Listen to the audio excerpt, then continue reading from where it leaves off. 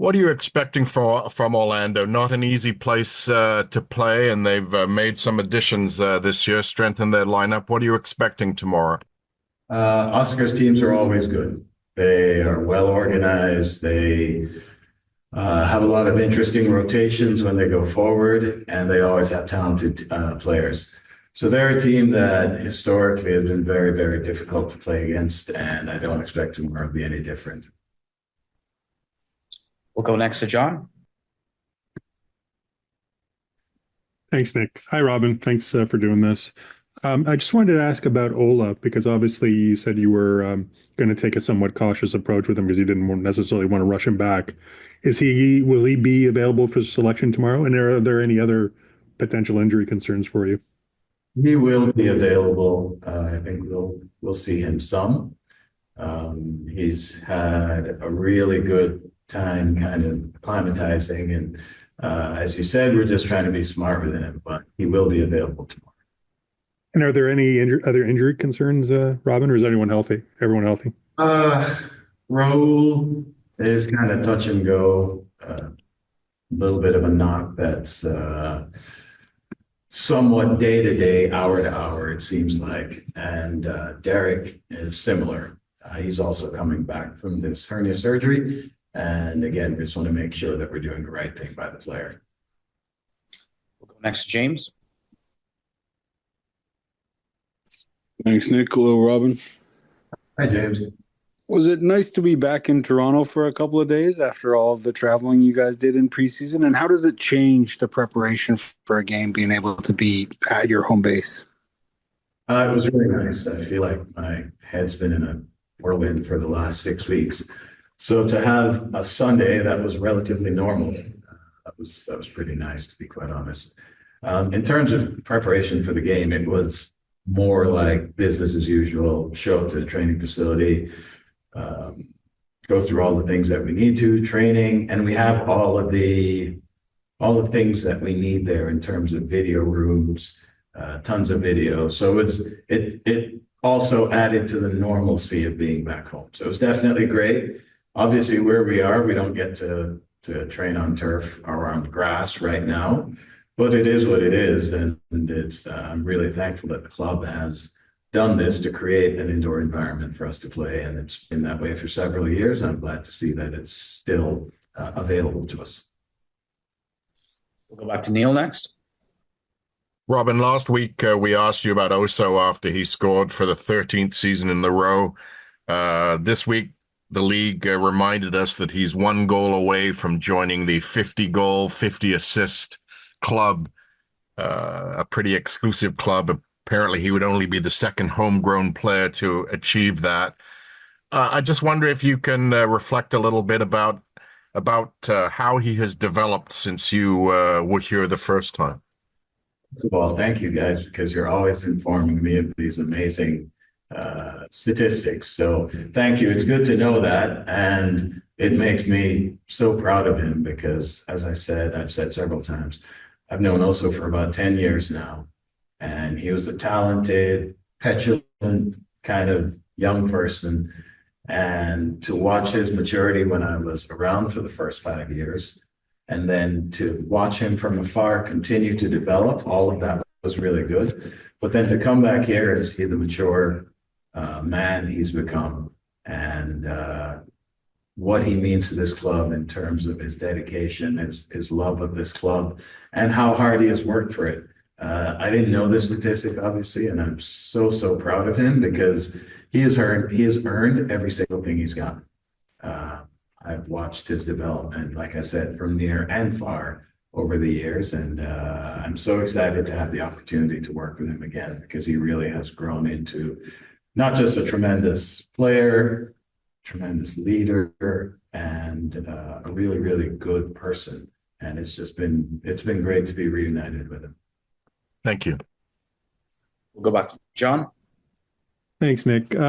Robin, if you don't mind, I wanted to ask you about TFC2. I know it's a little bit off topic, but their season starts next week.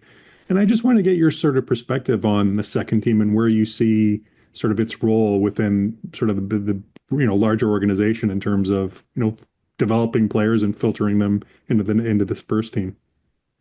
Yeah, I think it's really important. And Johnny, I've known for a long time as well. Really good person, and I'm very happy to have him in charge of that in terms of continuing the development of our young players. But it also serves another important purpose: is guys coming back from injuries, it gives them a place to play. It gives us an opportunity to watch them get minutes.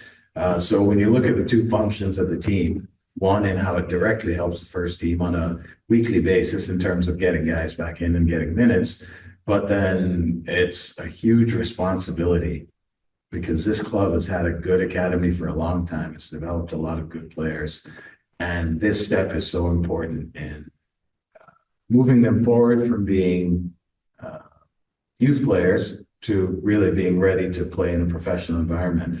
So I'm very curious and interested to watch how things are done and watch their development and that sort of thing. And again, I feel very fortunate to have this opportunity where we can basically be hands-on with the kids from the time that they're young all the way up to when they're ready for first team action. We'll go back to James. Thanks again, Nick, and thanks, John. It's nice to have somebody else ask the TFC two questions every once in a while. Robin, we're going to be talking to Alonso pretty shortly, and he strikes me as a key piece of that midfield in terms of his ability to be progressive. We talked about that pass that led to the goal last weekend. Just what have you seen from him? How do you like how he fits into that midfield for you? He's an incredibly intelligent player. I sit here in disbelief that he went undrafted. His ability to take on information and apply it is excellent. His technical ability is excellent. The ability to control the ball and get it off your feet quickly speaks volumes in terms of not only his first touch and his passing ability, but his awareness of what's around him. He rarely gets stuck on the ball because he's got so many ideas based on pressure, based on where his players are. And I think Alonso is a very, very bright future. We'll go back to Neil, followed up by John for our final two questions.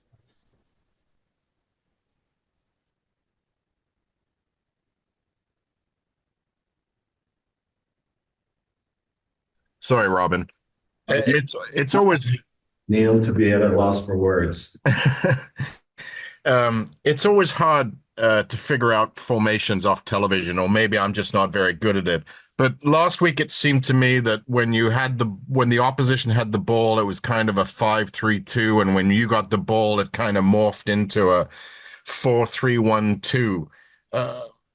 Is that am I even close? Yes, you're very close. You're very close.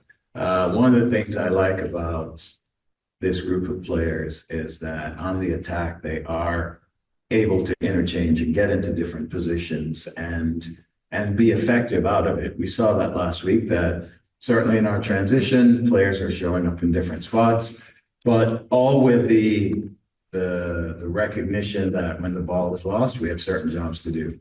And wherever you are when the ball is lost, you have to do the role of that particular player. And it's one of the things that I'm really happy with this group about. We've asked a lot of them in terms of thinking and the ability to place change and the benefits that can come from that. But the other side of that is it can be very detrimental if the ball gets turned over and we have no shape and players don't know where they're supposed to be. So they've endured countless hours of video at this point and meetings to get them to a point where they have a pretty good understanding. And you can see the relationships between the players is good, and it has gotten better, and it will continue to get better. Thank you. Thank you. Hey, Robin. We noticed earlier this week that Lorenzo was in full training with the team, and I understand didn't travel with the team, but is there an update on his situation? I know you said last week that the team was still looking to come to some sort of resolution. Can you offer any sort of update on what's going on with him? I really can't, in terms of the bigger picture question, but for me, it was just about picking the group that we thought would give us the best result on the day. And certainly the team and the function, or the way the team functioned last week, we were pretty happy with. And I think we've gone with pretty much the same group that we went with last week.